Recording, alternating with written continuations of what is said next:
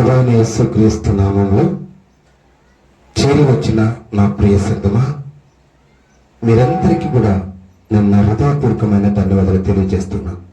బాగున్నారమ్మా? చాలా మంచిది. మరి ఈరోజు ఒక అంశాన్ని బట్టి మీతో మాట్లాడుతున్నాను. నిన్ను ఎటు తీసుకుని వెళ్తుంది, పరలోకమా లేదా నరకమా అనే అంశంతో నేను మాట్లాడుతున్నాను. మరి చూద్దామా, పరిశీలిద్దాం, పరిశోధన చేద్దాం, దేవుని మనస్సును మనం తెలుసుకుందాం. మొట్టమొదటి మాట సామెతలు 16వ అధ్యాయము 18వ వచనం.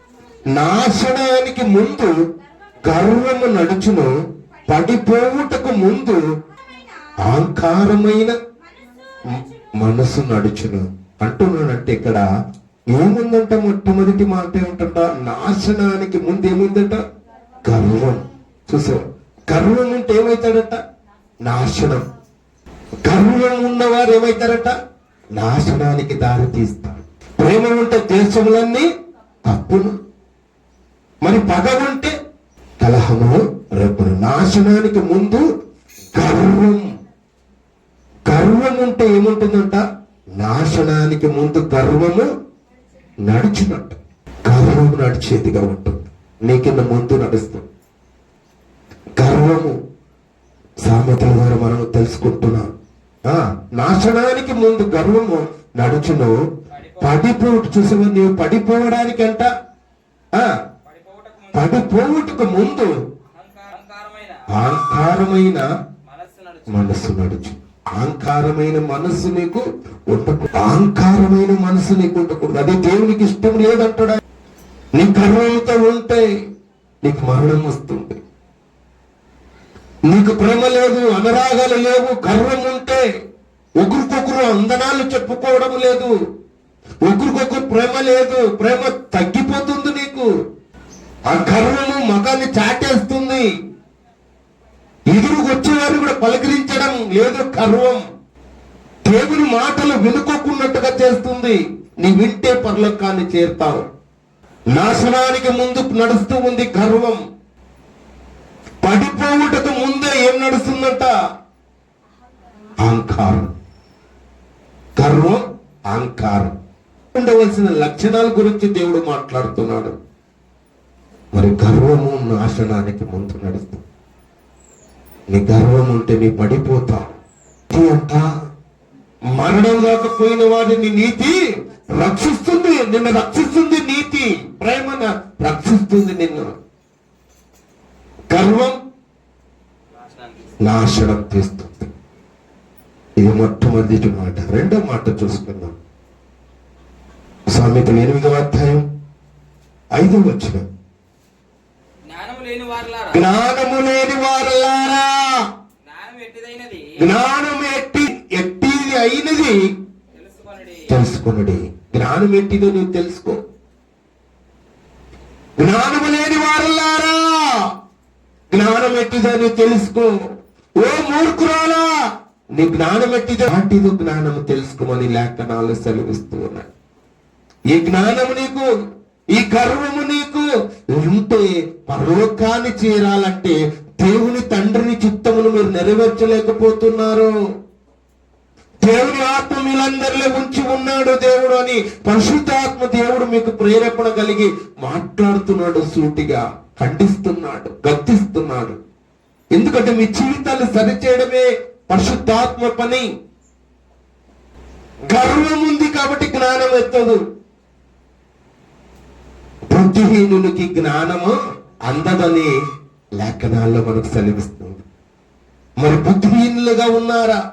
చదువునన్నా 13వ వచనం. యెహోవా యందు భయభక్తులు కలిగి ఉండుట చెడుతనమును అసహించుకునుటయే. గర్వము, అహంకారము, దుర్మార్గత, కుటిలమైన మాటలు నాకు అసహాయములో. ఎవరికి అసహాయం అంట? దేవునికి అసహాయంగా నీవు బ్రతుకుతూ ఉన్నావు. దేవునికి ఇష్టమైన నువ్వు బ్రతకడం లేదంటూ ఉన్నాడు. ఏమేమి అక్కడ చూడండి, మానవుడు ఎలా ఉన్నాడో చూడండి. అన్ని కూడా దేవునికి వ్యతిరేకంగా అక్కడ జీవిస్తూ ఉన్నాడనే మాట మనకు కనిపిస్తుంది. చదువు.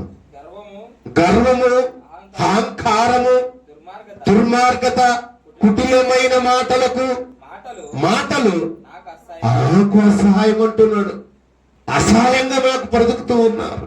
నా ప్రియాతి ప్రియ బిడ్డలారా, నా ఇష్టమైన బిడ్డలారా, నా ఆత్మను మేము పంచిపెట్టిన బిడ్డలారా, నాకు గొప్ప సాక్షిగా మీరు ఉంటున్నారంటే కుటిలమైన మనసు ఉంచుకున్నారే.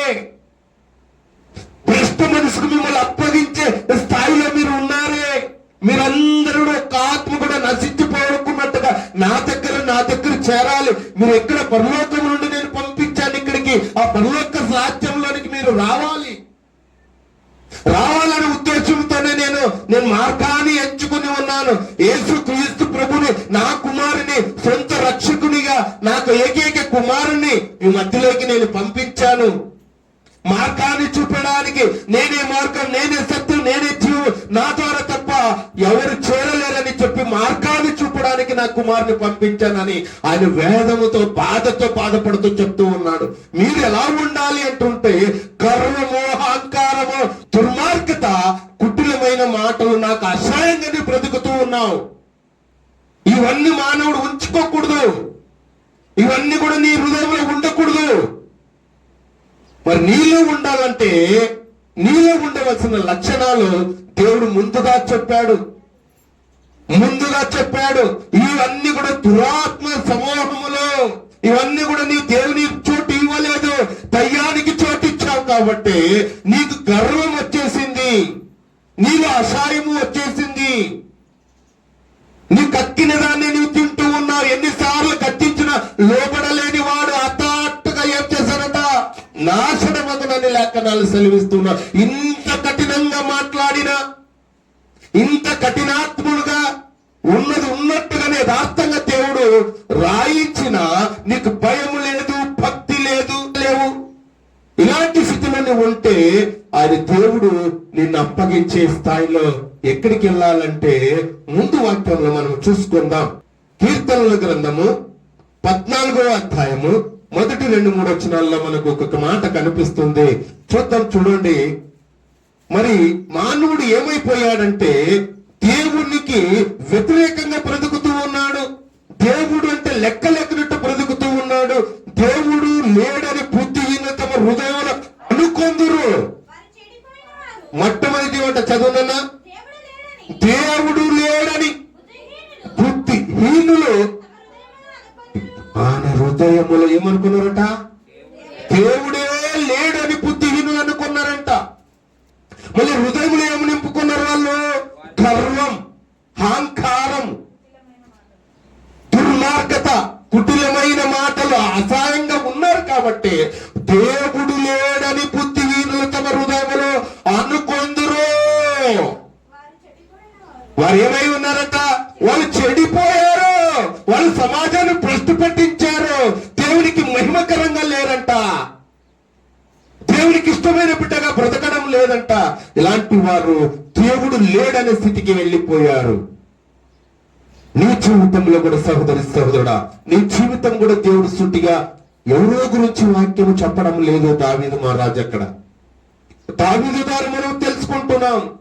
అందరూ మన ప్రజలు, మనం అందరం కూడా తెలుసుకోవాల్సిన దేవుని చిత్తాన్ని బయలుపరుస్తూ ఉన్నాడు. ఈ మాటలు సొంత నా మాటలు కాదు, ఇది దేవుని మాటలు.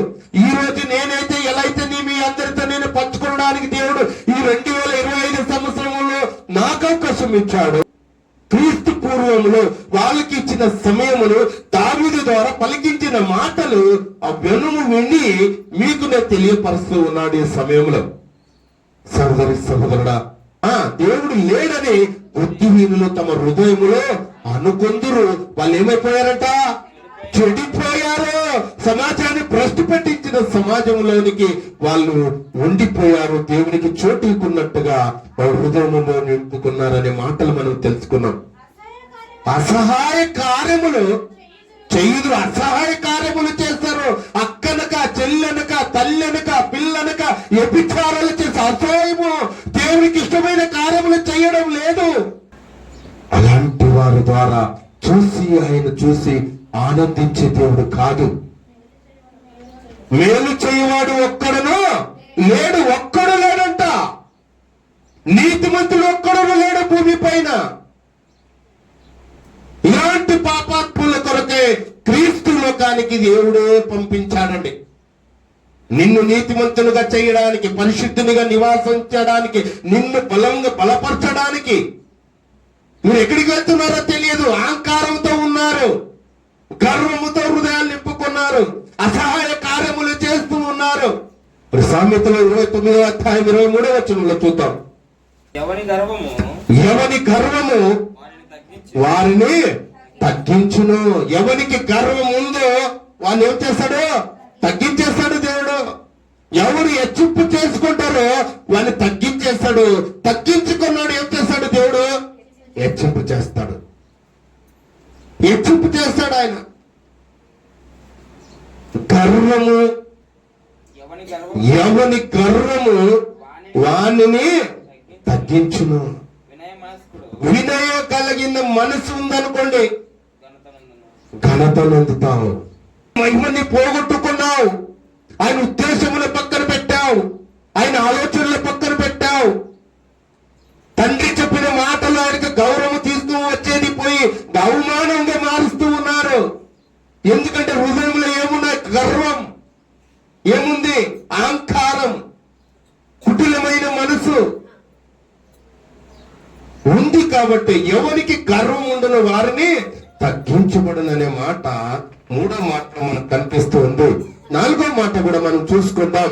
సామెతలు 28వ అధ్యాయం 13వ వచనం. అతిక్రమములు దాచిపెట్టువాడు వర్ధులడు,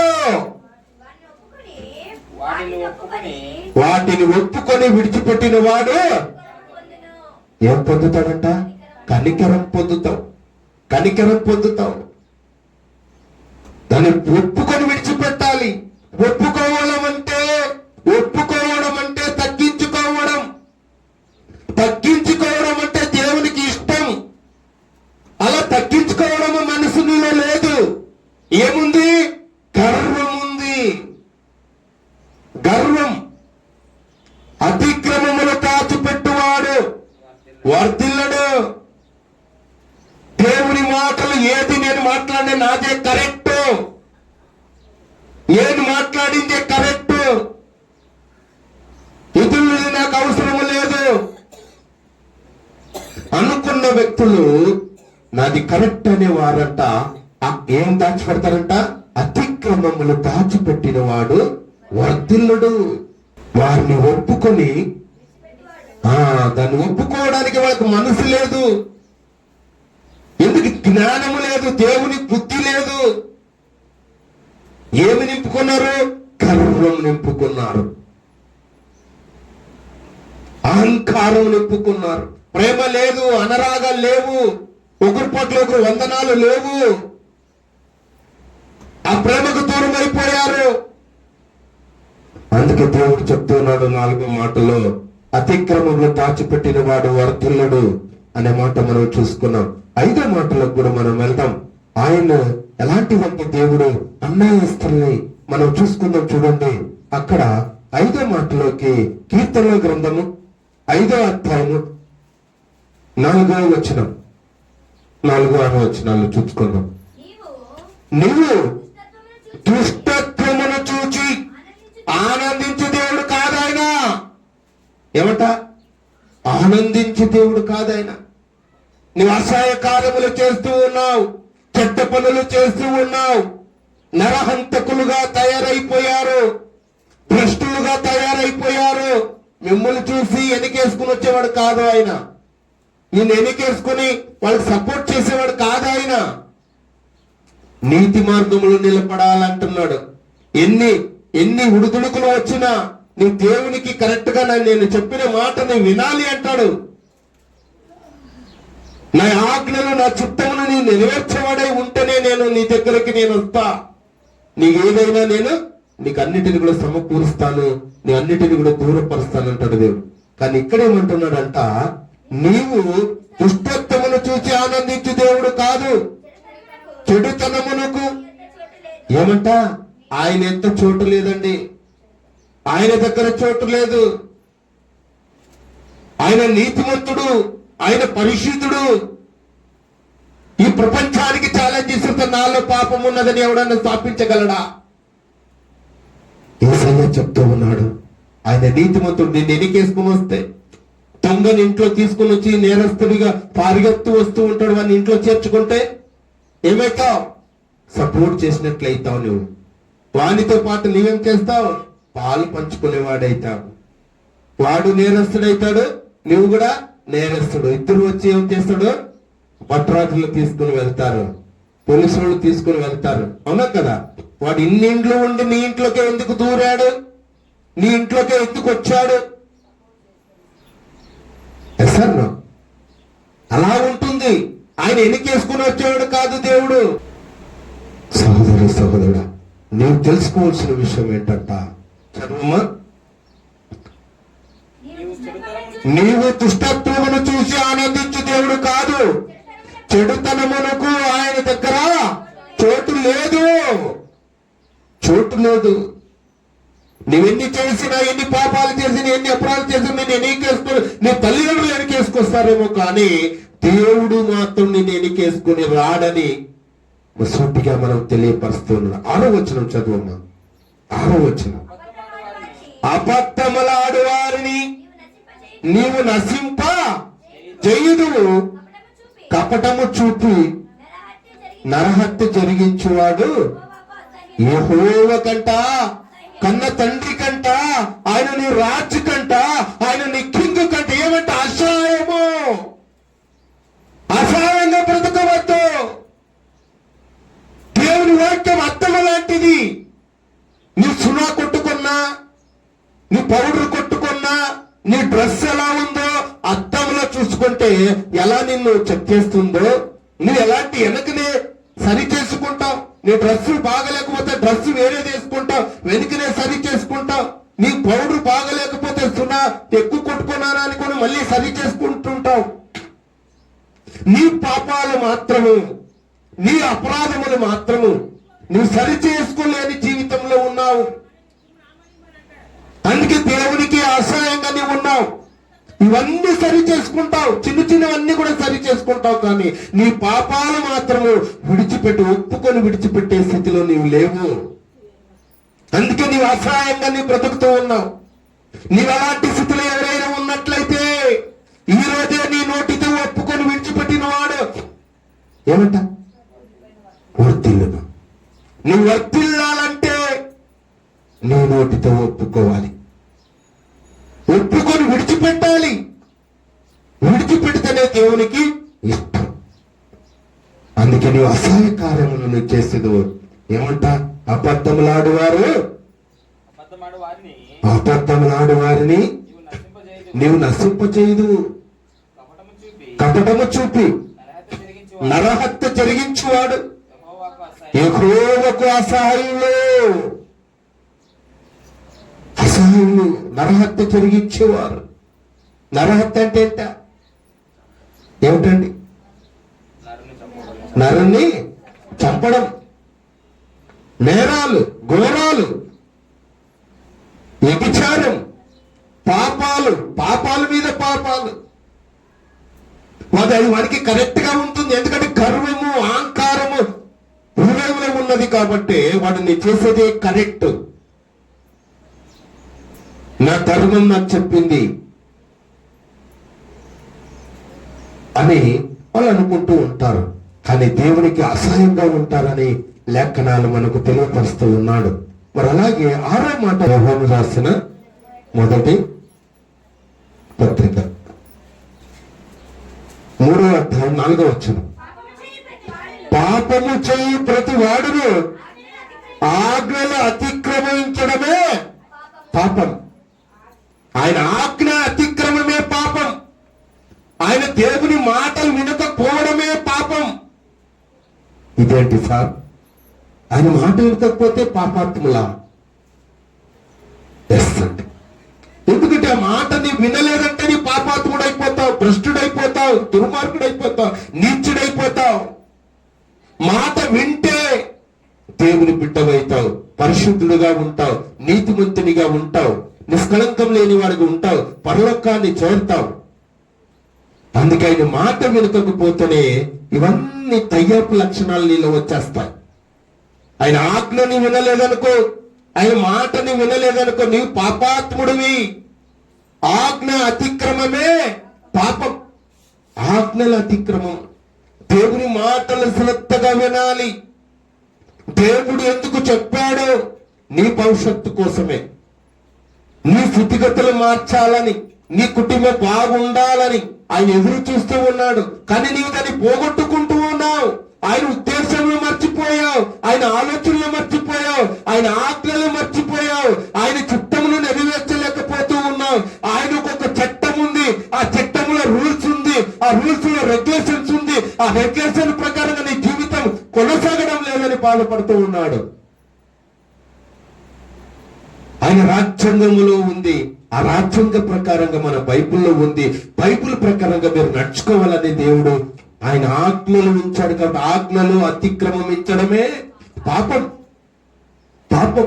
ఆ మాటలు మీరిపోతూ ఉన్నారు, జారిపోతున్నారు, ఆ మాట లక్ష్య పెట్టలేకపోతూ ఉన్నారు. అందుకే మీకు పాపం అనే లేఖనాలు మనకు తెలియపరుస్తూ ఉన్నాడు. మరి అక్కడ చూద్దాం 7వ మాటల్లోను అపోస్తలుడైన పౌలు రోమీయులకు రాసిన పత్రిక 6వ అధ్యాయము 23వ వచనం.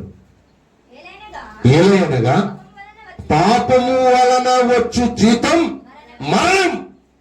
మరణం. ఆజ్ఞల అతిక్రమమే పాపమని విన్నాం. ఆ పాపము వలన వచ్చు బోనస్ ఏంటంట నీకు? ఏమొస్తుంది? బోనస్ ఏమిస్తున్నాడు? మరణం. మరణం.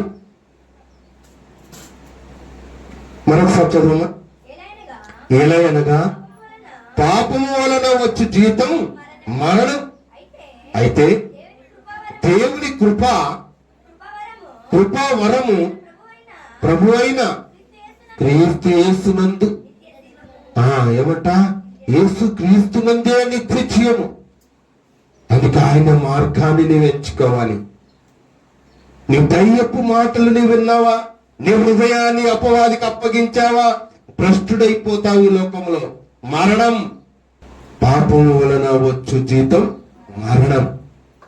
మరణానికి గురి అవుతామనే మాటలు మనం తెలుసుకున్నాం. మరి మరణిస్తే మరి ఎక్కడికి వెళ్తారు? మరణము ద్వారా మనకు 7వ మాటలోను పాపం వలన వచ్చే జీతం మరణం అనే మాట మనం విన్నాం. అక్కడే మనం ఇంకొక మాట మనం చూసుకుంటే ఎవరెవరు పరలోకాన్ని ఎలాంటి వారు చేస్తారనే మాటలు మనం గుర్తు చేస్తూ ఉన్నాను. చూడండి. కొరింథీయులకు రాసిన మొదటి పత్రిక 6వ అధ్యాయము 9, 10, 11 వచనాలకు 3 మాటల్లో మనం తెలియసుకుందాం. అన్యాయస్తులు దేవుని రాజ్యమునకు వారస్తులు కానేరని నీకు తెలియదా? నీకు బుద్ధి లేదా? నీకు జ్ఞానం లేదా? నేను ఎన్నిసార్లు నిన్ను గద్దించాను, ఎన్నిసార్లు ప్రేమతో చెప్పాను, ఎన్నిసార్లు నాకు లోబడండి అని చెప్తూ ఉన్నాను అని అక్కడ మాట తెలియపరుస్తూ మోసపోతున్నారు. జారులైనను, విగ్రహారాధులైనను, వ్యభిచారులైనను, ఆడంగతనము గలవారినైనను, పురుషు సంలుప్తులైనను, దొంగులైనను, లోకులైనను, తాగుబోతులైనను, దూషకులైనను, దోచుకుని వారులైనను దేవుని రాజ్యమును వారస్తులు కానేరరు అనే మాట తెలియపరుస్తున్నాను. అంటే ఇక్కడ ఉంటూ వచ్చి ఇక్కడికి 8వ మాటల్లోనూ అందరికి క్లారిటీ ఇచ్చేసాడు ఆయన. మరొకసారి చదువుమా. అన్యాయస్తులు దేవుని రాజ్యములకు వారస్తులు కానేరని మీకు తెలియదా?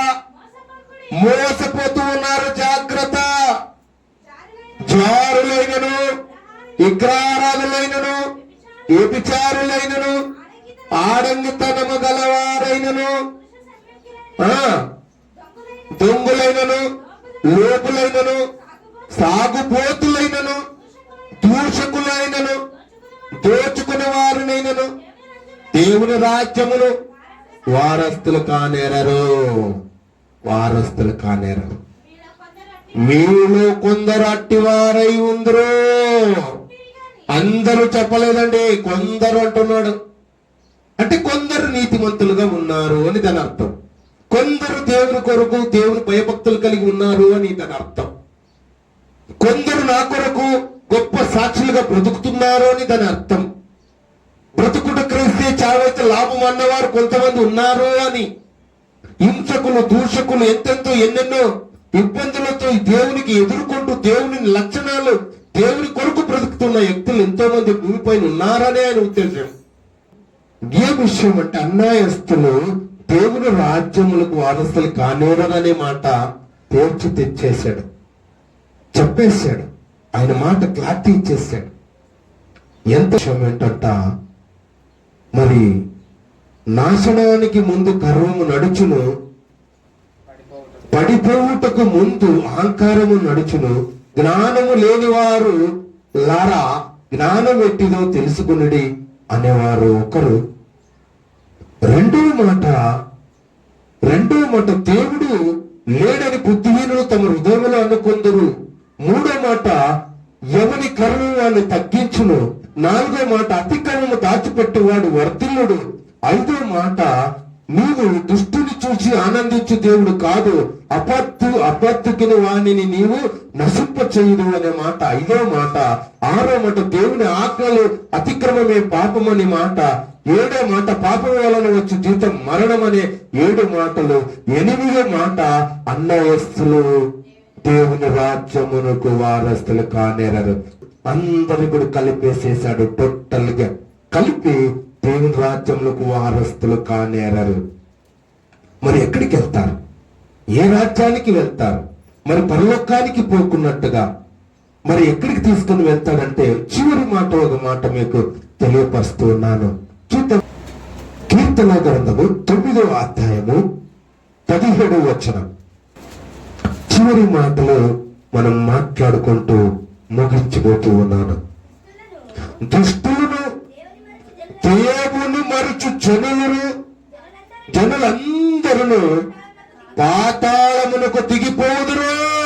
పాతాళమునకు దిగిపోదురు. ఏ జనులు? దుష్టులు, దేవుని మరిచిన జనులు. దేవుని మర్చిపోయారు. బుద్ధిహీనులు అనుకున్నారే, దేవుడు లేడని అనుకున్నారే, గర్విష్ఠులుగా ఉన్నారే, అహంకారంతో ఉన్నారే, పగలతో నింపుకున్నారే, బుద్ధి లేక గర్వము, అహంకారము, దుర్మార్గత, కుటిలత్వమైన మనసు, అబద్ధపు మాటలు నశింప చేసి ఉన్నాడు దేవుడు. అలాంటి వారందరినీ మరి ఏం చేశాడంట ఆయన?